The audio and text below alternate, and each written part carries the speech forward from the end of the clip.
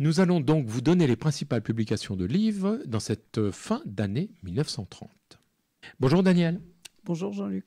Un événement de taille dans les salons de l'Alliance française à Buenos Aires. Antoine de Saint-Exupéry rencontre Consuelo Suncín Sandoval de Gomez.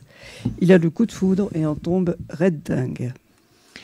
Et il y a aussi le lancement de Je suis partout, l'hebdomadaire satirique dirigé par Pierre Gaxotte, journal rassemblant des plumes souvent issues ou proches de l'Action française. Il devient à partir de 1941 le principal journal collaborationniste et antisémite français sous l'occupation allemande. Le dernier numéro est daté du 16 août 1944 et ses rédacteurs sont ensuite jugés et lourdement condamnés, notamment à la peine de mort. Parmi les parutions, les nouvelles de Jules Supervielle, Le Bœuf et l'âne de la crèche. Pour les romans, un roman qui s'appelle Rome, l'aventure de Jean Galmot de Blaise Cendrars. Fausse 15 d'Albert Crémieux. Tandis que j'agonise de William Faulkner. Pour les récompenses et prix littéraires, le prix Goncourt est attribué à Malaisie d'Henri Fauconnier. Le grand prix du roman de l'Académie française, Amour nuptial de Jacques de la Crételle.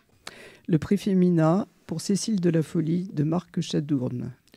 Et le prix Interallié, La Voix royale d'André Malraux. Le prix Renaudot va à Piège de Germaine Beaumont. Et cette année-là, le prix Nobel de littérature, c'est Sinclair Lewis. Pour les naissances, au mois d'août, Ted Hughes, nommé au titre de poète officiel de la reine Elisabeth II de 1984 jusqu'à sa mort en 1998.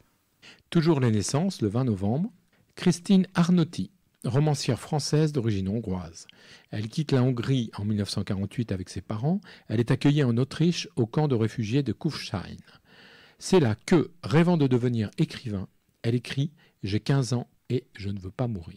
Lors de son passage à pied avec ses parents de la frontière entre la Hongrie et l'Autriche, les seuls biens qu'elle emmenait avec elle, cousus dans son manteau, étaient les feuilles sur lesquelles elle avait écrit ce qu'elle vivait durant la guerre à Budapest.